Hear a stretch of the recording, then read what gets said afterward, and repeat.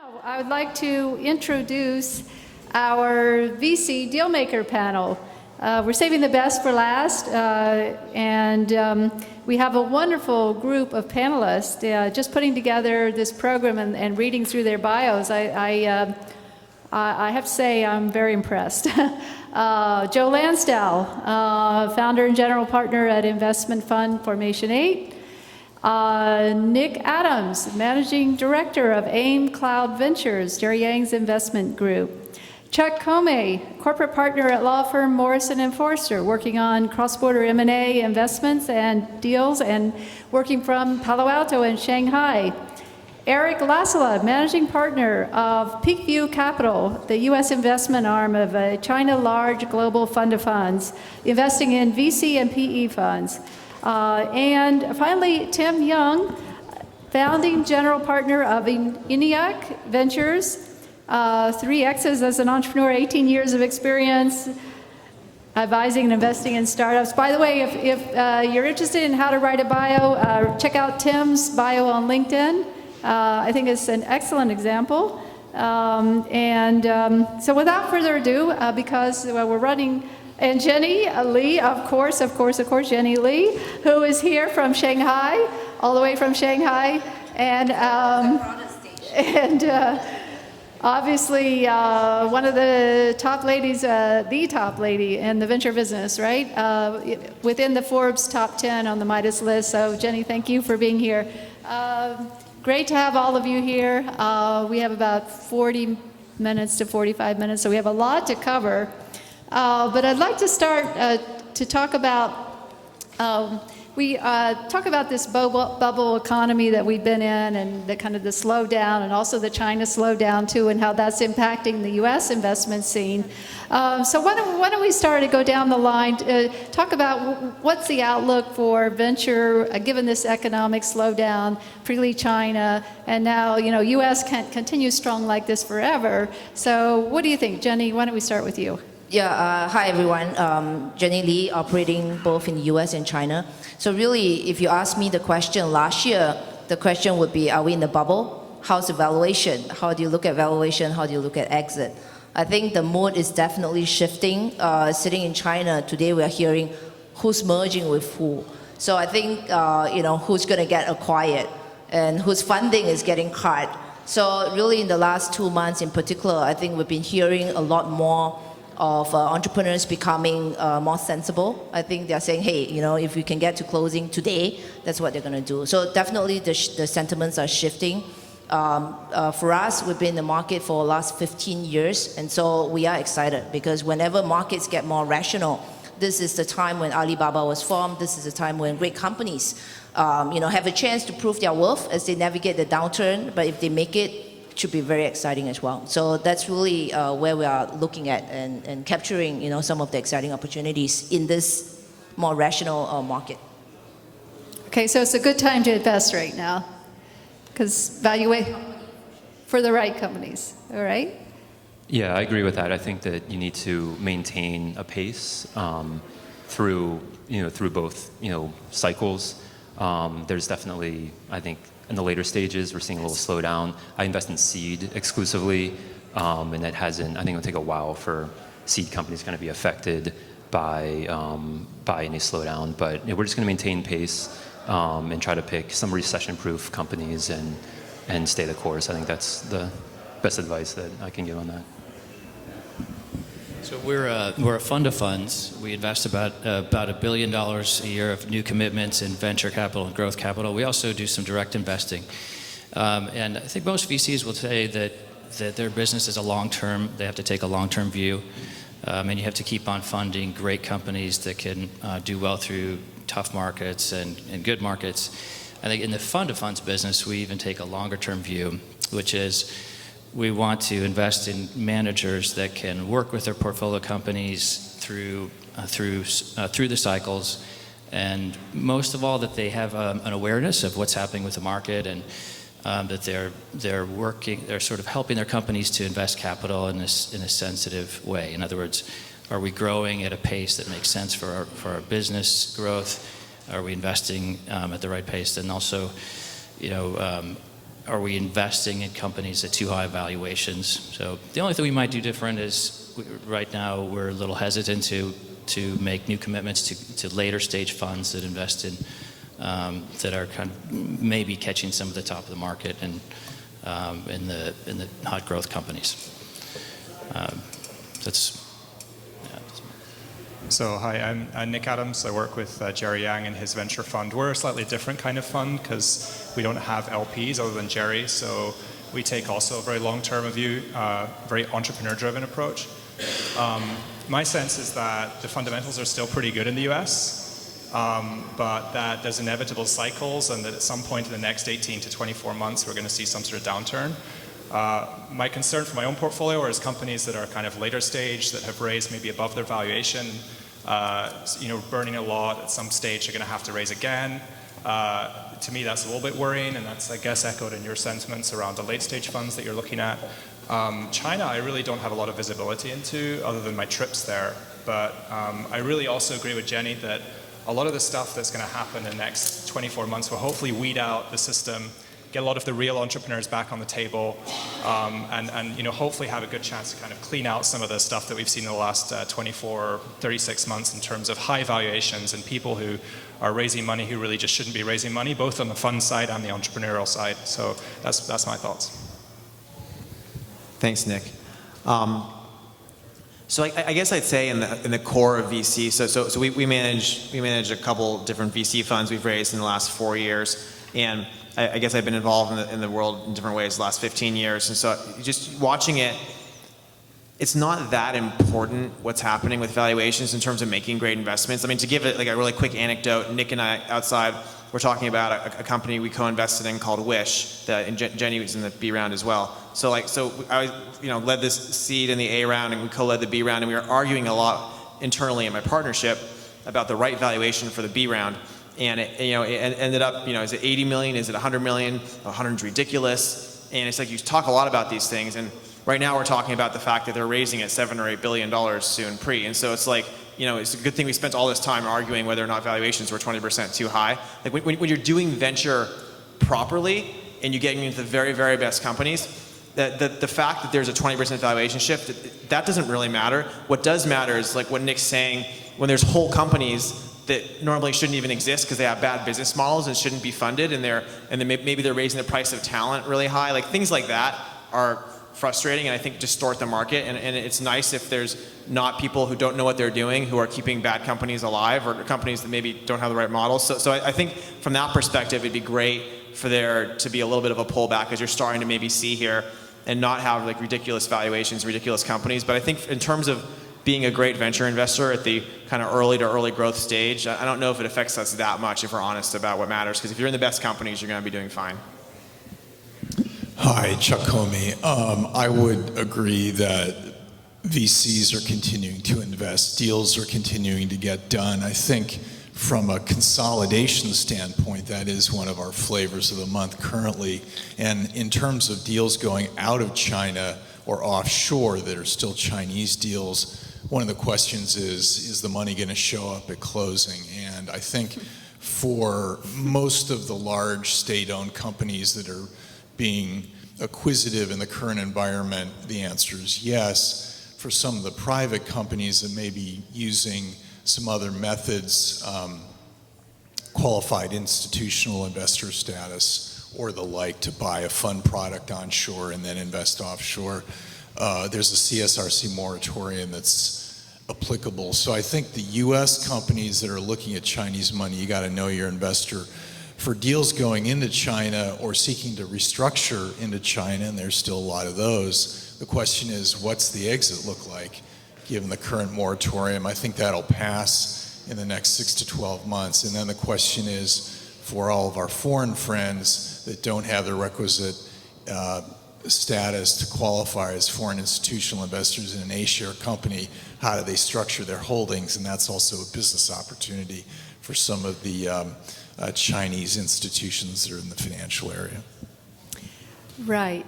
So now we have continued to see the unicorn financings, and in fact, SoFi, which was one of the companies that we featured at our San Francisco event in March, just raised a huge round of finance, and we're continuing to see these in China too. But I'm just wondering, is this slow? Are you starting to see a slowdown in unicorn type financings?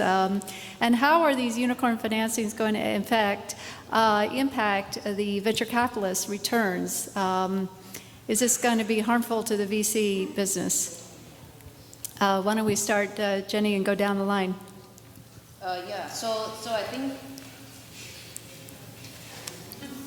You don't have to turn it. so I think unicorns are interesting mystical creatures. In China, we work with dragons, but anyways, so I think that in any new market that's undergoing disruption, in this case, we are seeing huge mobile disruption in China and also in the U.S. Right? You are now talking about 600-700 million mobile users in China, 300-400 million users in the U.S. globally. 2.5. So what that does is that when there are growth drivers, when there are traditional businesses that's being disrupted by new innovative startup, that's the opportunity, or I would say very fertile ground for unicorns or dragons.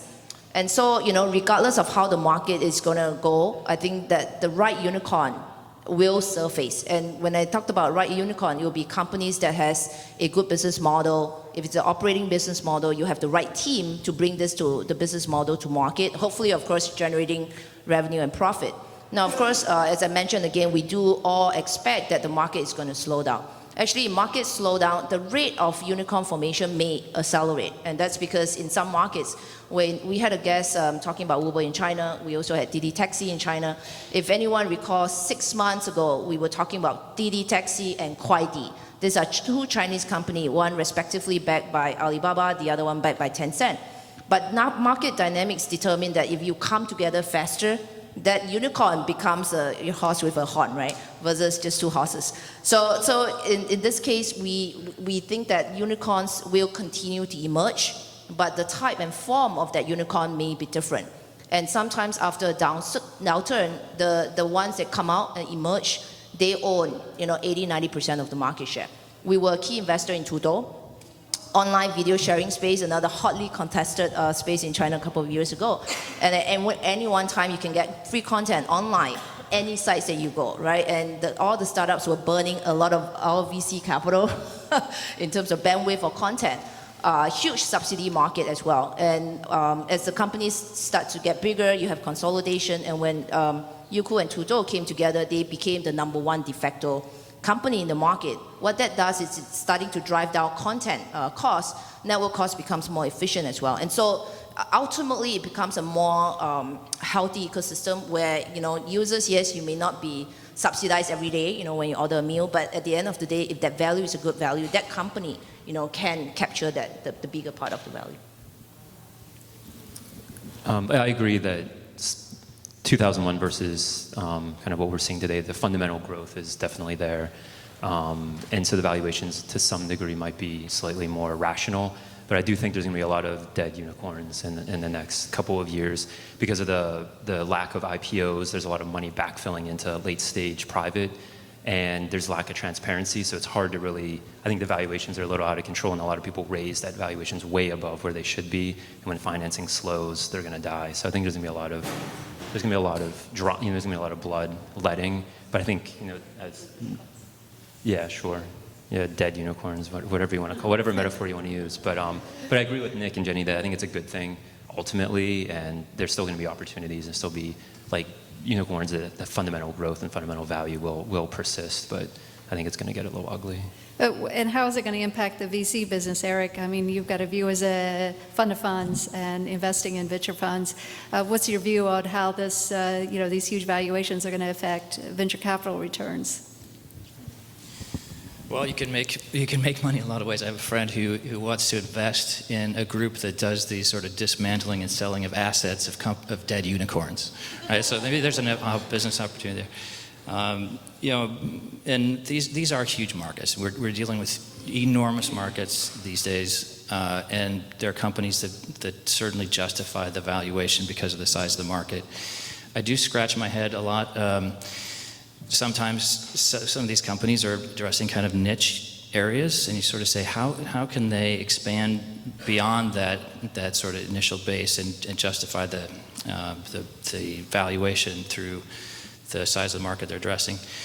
I think in our view, we have the managers that we invest in tend to have a certain thesis that they'll go after. Like, hey, this is maybe they see a great opportunity in, say, drone services, and they'll go deep in those areas or whatever their chosen area and get really knowledgeable and understand what the economics are that drive that industry sector. It's a matter of being smart about the sectors that you're addressing and making sure that you're heading towards the meat of the market. Did I answer your question? Are we going to see another dot-com scenario where there was this boom and then this incredible, bust? Are we going to see that again? I don't see it. I don't see it unless there's some macro, global driver that causes people to just sort of pull back, and then you have a sort of self-fulfilling cycle where people pull back and markets pull back. Other than that, I don't see it. Okay. Nick, your view? You asked if we're going to see another 2000. Yeah. I think that things are fundamentally different now. Forget the kind of macroeconomic cycles that inevitably happen. Around 2000, there was a lot of businesses that were built on the hope that a lot of people would have internet, that everyone would use these services, and the businesses just didn't exist because there was no one using the internet. It was slow, the user experience was terrible, there was no mobile. I mean, the question now is Uber a transportation company or a technology company?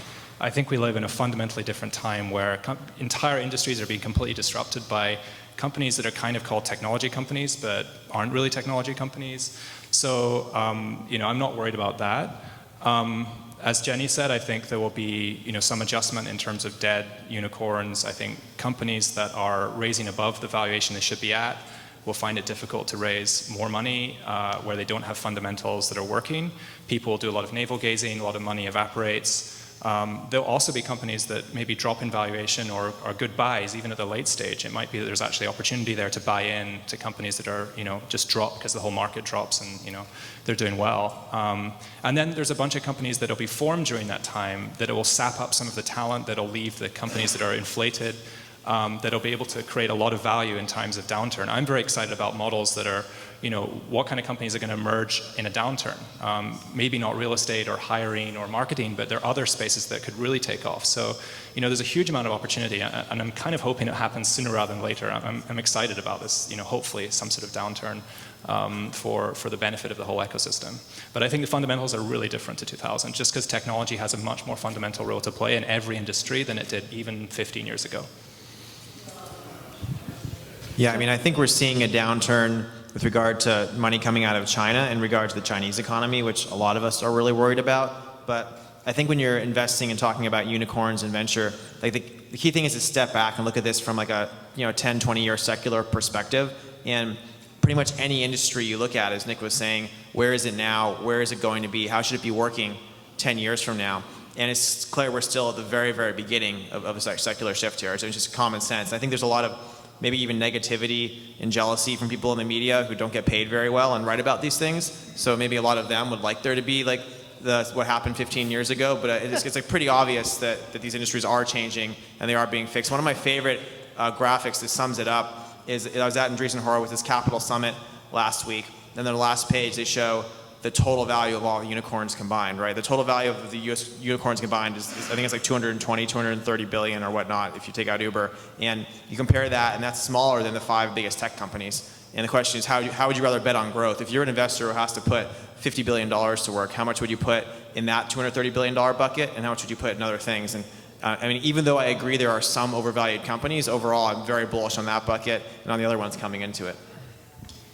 Well, we acted for SoftBank and Sophie, so I hope that one's a live unicorn in 5 years. I think turning it back to China, one of the interesting themes we see is that the U.S. Unicorns find themselves in a world where they have the capital, but not necessarily the means to leverage alone into a market like China. And for so many of the business models, especially anything cloud enabled or over the web, that taps into the mobile growth that Jenny alluded to, you really effectively have to have a local partner. And so it's interesting to see how the business model and the whole platform morphs when you're in that kind of a dynamic, and working out those details is pretty interesting. Yeah, I think what's been happening is that when companies can get those kind of valuations, they're just holding off from going public. Yeah, they're just continuing to raise more and more money, maybe not go public for, running a public company is a tough thing to do, and not every entrepreneur can make that leap. So in terms of China, what are we seeing now with the IPO stream? It's been, it's been stopped basically, but is there any kind of hope for the new boards that have been set up? Chuck, what's your thought on that? Well, I think I'd be interested in what Jenny says, but I think the word on the street about the Xinjiang ban is that there's basically almost no liquidity. It's a lot easier to get listed through that vehicle under the current rules, and hopefully they'll continue to modify and optimize those. But I think if you're an investor that might be deemed a controlling shareholder, even the 1 year lockup, that's helpful. But if you can even hold the shares directly rather than having to pay somebody a 2 and 20 to manage your position for you, that's all part of the mix as you evaluate this opportunity. Jenny, your view? Yeah, so maybe two aspects, right? From an IPO market perspective, actually the third board in China is still open. So if you are a smaller size company and you're prepared to go with the third board, that's a market where it's primarily institutional investors. It's a very new board. It may not be an IPO, but it's one step closer. I should not be commenting on rumors, but obviously in the market, everybody's watching what CSRC is looking at. And there's been very highly supportive action around the strategic board in the Asian market in Shanghai. And that's primarily to attract the China ADRs listed in the US to go home. And we all know Asian market is actually the largest stock market in China. And if they do take that approach, that would mean that if you are Chinese companies, if you aspire to be an IPO company, then it's not just being listed in the US, but that similarly, if you are listed in China, and if your products and services serve the majority of the market and consumer in China, that's actually where you're going to get your value realized. So I think on the IPO market, I hear that news may be coming around May of next year. So it's actually pretty precise from a timing perspective. But maybe the other aspect that I would like to add is I think for all VCs, we don't bang on an IPO. IPOs are great. It's great to always ring bells. But ultimately, a majority of exits for VCs is actually mergers and acquisition. And today, whether you're looking at the first generation BATs in China or all the huge, great internet companies in the US, these guys are well capitalized. And so they are also on the lookout for acquisitions. Alibaba at 150 billion, poo-poo on it, but it's still pretty big in terms of market cap and capital. And so as they look to expand their footprint on an international basis, they will be acquiring not just Chinese companies, but also making investments in international companies in the US and elsewhere, India, Brazil, what have you. And so that world that we talk about, I think our venture business is no longer local. You can get the best offer from an M&A perspective from someone in China for your US company. So that's actually a key market for us as well. I've also heard that these corporate investors from China are willing to pay a higher valuation. Is that true than the VCs? For sure. I think when you add on strategic value, what is it worth to have a business that's 3 years running in the US worth over $1 billion in terms of GMV, and how much are you willing to pay to jumpstart that 3 years in progress? So definitely, I think if it's highly synergistic with their international footprint, Chinese companies, with everything we talked about them, hardworking be it, they're also very realistic. They understand that coming to the US, it's a market they don't know how to play. And so, a big way they come in is not to try and clone what they have in China and bring it to the US. They understand that maybe that's the ways you try and buy in to the players here. I think the big question that everybody would want to talk about is that if you are US CEOs, US companies, are you willing to be acquired by a Chinese company? Is that my share going to change? Right? Used to be Japanese goods not so good, then it's premium. So is it going to change for Chinese companies? We operate on both sides, so I would love to see the world truly being global. and that we can embrace any good companies here. I think it really depends on the industry sector, given CFIUS and some of the strategic, considerations that operate both in China and here in the U.S. There's a lot of boards that would love to sell to a Chinese company but can't, and so now you're seeing transactions like Tsinghua Unisplender's minority investment in Western Digital. The rumors before about Micron. Those are transactions that are going to occur if they occur, maybe in a different form than they were first initiated. Okay, Eric, did you want to add? Well, yeah, I mean, I think it's very much a strategic kind of investment, and sometimes sort of valuations might go higher, and maybe a company will be willing to take a higher, or will look for a higher valuation from a corporate investor. But there are good reasons behind these. If you sort of look at like Alibaba's investment strategy, Alibaba has WeChat envy. Tencent is winning the messaging market, and Alibaba can, by creating partnerships in the U.S., can catch up and can learn about technologies and also have a footprint and a foothold in the U.S. market. So I think they really have been smart and moved quickly in a lot of their investments. Let's shift topics a little bit. Let's talk about technology innovation that we're seeing coming from Asia. We're seeing a lot of new ideas and innovations that are floating into the U.S. from Korea, from Japan, from China, and elsewhere. What among your portfolio companies would you say has been influenced by Asian technology? And are you investing directly into Asian companies? Well, we don't invest in Chinese companies, but I'll just throw a company out there that is one of my favorite companies in the world right now, which is DJI. This company is about 15% investor-owned, bootstrapped by a Hong Kong-born guy. He's 32 years old, very determined to create a global company from day one, really leading the market, and that's the exciting thing. For the first time, so the consumer drone space, basically what they do is they build consumer drones. So if you've seen a drone out there, it's likely to be a DJI drone.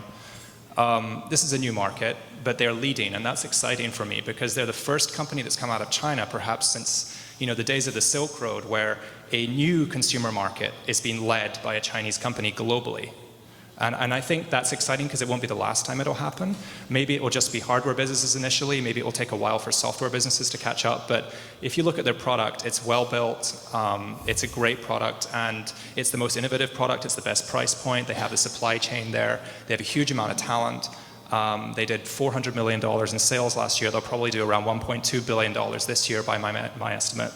My product, which is a DJI Phantom, has flown over 250 kilometers with no crashes or anything like that, which, again, $1,000 piece of consumer equipment, really incredible. So I'm excited by, companies that are already being built today that are kind of leading new fields. And you look at the competition here in the US, and it's kind of negligible in comparison. So that's a space I'm excited about. We're not investors, unfortunately, but that's an example of a company that I think is just leading the pack, perhaps, just a scout ahead of many companies in our lifetimes that will come out of China that are just leading new areas. So that's an example from my end. Yeah, we had a DJI competitor at our earlier forum here in the Valley, Ehang, which I think Jenny's firm has invested in. So I'm with Nick on this. I'm a big supporter of the whole, hardware or maker revolution. Actually, 20 years ago, I used to design my drones. First drone. So I'm in the sector. I think that China has definite advantage in terms of precision manufacturing, design, computation as well. And I think in the whole IoT world, whether it's integration of mobile technology with drones, with electric cars, with electric scooters, smart home, that's actually where we see huge convergence in technology. And I think that's where China. A lot of engineers, whether it's Shenzhen, Guangzhou, they've been working on this for many, many years. I think Rex sitting in Hong Kong and right across from Shenzhen, right at the heart of where the robotics push is going to be. And so I truly believe and hope to see that we are now into an era where it's not just a software apps. Software apps are great, helps you to keep your pictures in check, help you to keep connected. But at the end of the day, the technology world has always been redefined by new makers, new products, in the form of, we invented the wheel, therefore we have a car. Where can car go? Auto driving is key, but why stay on the road if you can be in the air? So I think that, that I mean, as VCs, we fund innovation, whether it's on the seed early or not. But at the end of the day, it's all about making that bet in a company that can change the world as we know it. And so that's where I'm excited. I'm on the board of Yihang. We should go to Guangzhou and check out the new products. More affordable. I think putting hardware aside, even on the software front, China's growing as an innovation engine. There's been just one of my portfolio companies actually straight up cloned a software product from a Chinese company. It was organic in China. Which one? I can't. I'm not going to tell you. But yeah. But I was. Well, I was what shocked. space? I didn't think. I started going to China in 2001. I didn't think I'd see the day where like U.S. software company was cloning a Chinese product, but straight up happened, and it's growing fast and well. So it's happening for sure. So cloning a Chinese product, and you funded it, okay, in the U.S. It was kind of a feature of a product, but it's been fundamental to their growth. So. Interesting.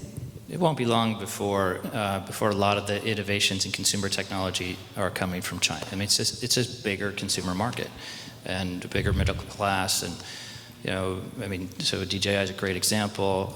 In terms of global asset allocation, if you want to invest in consumer technologies, there's probably not a better place than China. The U.S. still leading in enterprise, and that'll probably be true for a while. Yeah, I'll be a contrarian here. I do agree there's more innovation starting to come in China. I think it's like really, really, really tiny still compared to the US, just from everything I'm seeing. I think the biggest threat China has right now, though, is that if you look at what's going to happen in technology the next 20 years, the reason this is an interesting space is because we're moving into all the big industries. So in America, like the GDP is like 70%, the really big stuff, like healthcare and finance and in energy and all these different things.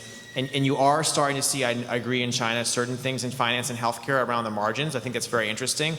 But the core of how those industries operate, it's much easier at the current time to change those in the US with technology than it is in China, I think, because of the way the regulatory apparatus works in both countries. People are very scared to do anything that touches any kind of government stuff in China. They're just horrified. I mean, there's a brief anecdote. I was there during the crash like last month, and like many of my friends had new people who were taken away to padded rooms for 2 or 3 weeks because they had to be interrogated with the lights on the whole time about what they were doing shorting the market. And so, I mean, you just don't want to do anything at all touching the government there. You're horrified to do that. But that's where the big companies are going to be built in the US in the next 10 or 20 years in technology. So as much as I'm bullish on a lot of the great engineers and entrepreneurial culture in China, I'm very worried about the government trying to encourage innovation in these spaces, and the culture is going to have to change for that to happen, is my opinion. Do you foresee Formation 8 doing any kind of investments in China? Oh, we have some small investments in China, and we have a lot of companies that work with China as well and use Chinese manufacturers and ally there. So I mean, China is an integral part of the global economy, and I think you can't be a serious global business without knowing how to work in China.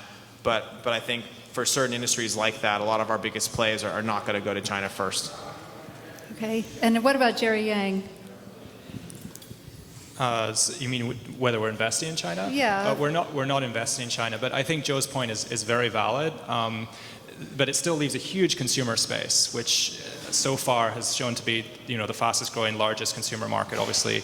But I mean, I'd ask you, I'm curious, do you think that, and sorry, I'm kind of taking over your job here, but I'm curious to hear Joe's thoughts, because I think it's very valid what he's saying about industries that are government regulated not being disrupted as quickly by technology in China and therefore not being big businesses. Do you not think that's just a regulatory change versus a cultural change? Yeah, and I'm curious what other people think as well. I mean, for me, it's a cultural change in the sense that these are core to almost the government's job there because they're considered critical, and so I don't think that like the local governments, the central government is comfortable allowing technology leaders to innovate and to interfere with how those work. I think there's a lot of rules and a lot of discomfort around that. I mean, even as core is one of my favorite companies, the third one we built is called OpenGov. And we're helping governments work better here and be more efficient. And we're working in 600 cities now. We want to be in 3,000 cities. Like that's an extreme example. Like China would be, from people I talk to there, would be horrified to try to be doing that, right? So I mean, but I think there's a lot of things like this where it's going to be very tough for them for a while. I think it depends on who's selling to those customers. And I think if you have the right profile, there's going to be there's ongoing right now massive procurement. The issue is the regulations that govern who participates, and so that's the name of the game. I don't think there's any question that the government wants to introduce technology as rapidly as possible. They want it to be domestic. So it's delivering it in a way that meets that requirement. I think that's the key. Yeah, that's a good point. They want it to be domestic. But I would say that there is a slight problem there, that if it matters who is selling and that person needs to have some connection to government, you immediately don't have a meritocracy in terms of who has the best technology. And I think that is something they need to fix, because the difference in the consumer market in China is that the best tech wins. The best company, the most tenacious product wins. The most hungry entrepreneur, Jack Ma, wins. Whereas if you're relying not just on Chinese people, but on someone who has a deeper connection to a particular industry winning, you don't get the best products, you don't get the most leverage. And that's where I think it differs a little bit to the US. But that's not what I'm talking. What I'm talking about is that it's not a government contact, it's a local company. They're buying technology that's going to be enterprise critical. So they want to have complete, deniability that there's, this is domestically developed and innovated, and they're not, it's going to go to the best winner, right? So the way they have to, I think there's not going to be a question about we're picking the second best technology based on a bribe to the guy that runs the project. It's going to be a question of who's in the field in terms of the domestic competitors. I think it is exactly picking the second best technology based on a bribe, unfortunately, in a lot of industries in China right now, but it may change. I'm curious to hear Jenny's thoughts on this. Actually, it's always very interesting to listen to the West debate about China. Seriously. We should have a different session on that. It's very interesting. We don't have any corruption here, do we? So China is a very complicated market. I think if you want to put this in context, China has about 15 years in tech investment relative to 60 years in the US. If we were all, 80 years old and around 60 years ago, it'd be very interesting to do a comparison. How did the US evolve from a tech investment perspective relative to China?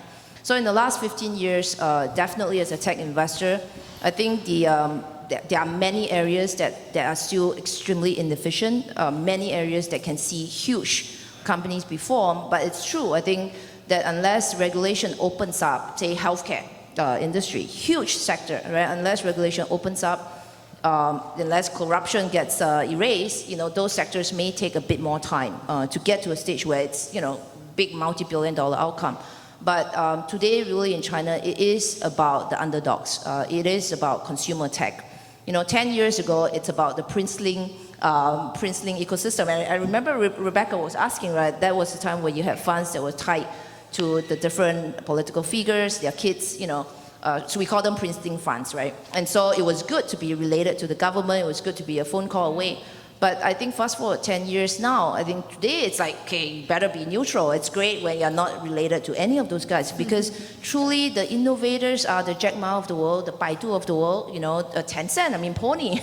These people, the great internet companies in China they are not princeling related. They are representation of the underdog, folks who maybe cannot get hired by the IBM, Google, and HP of the world, and who has to make their own living. And so I think what that has done is that it has shown enough role model for the youngsters in China, where today, there is this, definitely in the last 2 years, I've seen more nationalistic feel to say, hey, I want this to be a China product, I want this to be a China developed product, I don't have to clone, in fact, I may be able to export some of the learnings in gamification, in business model, to the West and to go out. And so I think that's what we are there for, right? It's a tough market. Most people should not get into China.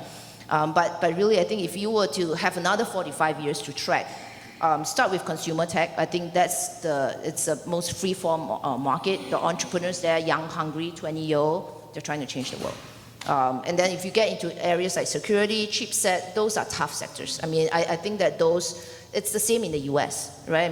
US technology is never going to be exported internationally from an encryption perspective. And so there will always be protected industries, like it or not, right? And so those industries may not be natural venture hunting ground. But really, if you think about the 1.3 billion, it's always very exciting to think about law of large numbers. Never used to work when I was an engineer. But today it does. And so I think that's where our focus would be, right? Focus on the bright emerging talent that's coming out, and then wait for the archaic ones to get there, and maybe 10 years or 15 years. So we'll still be in business 15 to 20 years from now. So we're going to see more Jack Ma's and Robin Lee's, and where are they going to come from? U.S., China? I mean, for years everybody talked about Steve Jobs, right? And now it's Jack Ma, Jack Ma, Jack Ma. So where is this trending? So I think we've been seeing very quickly. So we've been seeing 20-year-old actually really come out again a mindset and cultural change. 5 years ago, I'll look at entrepreneur, and the guy would be 30-some years old, and he's like first-time entrepreneur, had some experience from HP and IBM. Today, our CEOs are 24, 25 years old, some 20 years old, and I was like, okay, what are you doing? And he would tell me this. He said, Jenny, it's no longer cool to graduate from school. All my pals in school are like doing their startups when they're 20-year-old and 21-year-old. And I think that's a very important mindset shift. In China, they are the only child. The parents want the tiger moms. They want the kid to get to college and apply for a job at Google and IBM. But actually, that mindset has changed. And so I think that's where we are seeing those young entrepreneurs. Maybe hard to name the names right now. There are a couple of cool companies, Didi Taxi. I mean, the CEO is a young guy. So we're starting to see that new generation come up as well. Other views from the panelists? I was going to comment on the government support part. There's another part, totally agree with Jenny, there's another important part of the government support, the other flip side, which is that sort of a more controller or involved government can support industries in a way that we don't really do that in the US, right? Back in the day, there was DARPA and a lot of funding for scientific projects that were just greenfield projects that ended up spawning the internet and so many other important technologies. China is doing that, and China put its corporate industry on the map in clean tech and in so many other areas, and is doing great things in healthcare as well. Mm-hmm. So let me just ask about tech innovations and the future of tech innovations. And we've talked tonight about data analytics, IoT, artificial intelligence, these areas. Are there any particular areas that really have you excited about the future of technology? And if you had to name one in particular, what would you name? Let's just go down the line. This is our last question, so very quickly, Jenny, and down the line. Next 5 to 10 years, actually, I'm looking at space tech. Space tech, okay. I invest exclusively in mobile since '09. I think we're only the very beginning of what mobile is going to do to enterprise and consumer. So it's fine. Okay, mobile in enterprise then. Excuse me? Mobile enterprise. Yeah, mobile disrupting enterprise. Okay. And I think there's a huge amount of growth still in consumer and marketplaces and everything. So that's what I'm most excited about. Okay. I love the first panel's talk about AI and sort of machine learning. I think so many different industries will be reformed by machine learning and neural networking, what we used to call neural networks. Yeah, I'm very interested in data. So any companies that are generating or have access to a unique data set that makes the space that they're in more data-driven or helps their customers become more data-driven. And part of that is machine learning and deep learning. And I think we're going to see an incredible automation with data over the next period of sort of 10 years. And we're not talking about AI replacing people, but really augmenting people. There's this sort of debate between artificial intelligence and augmented intelligence. I'm a big believer in augmented intelligence. And so any company that really leverages data and gets a monopoly in a space because of their data, I'm very, very excited about.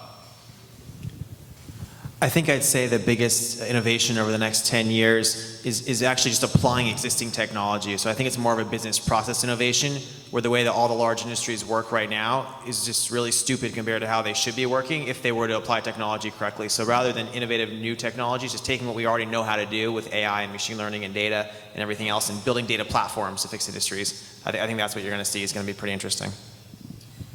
I'd pick healthcare services. I think if there were ever two countries in the world that could benefit more from healthcare services, personalized healthcare, it's China and the US, and here in this country, using technology to deliver and price outside of the current tyranny that we find ourselves in between the insurance companies on the one hand and the medical profession on the other hand, with all due apologies to any MDs in the audience.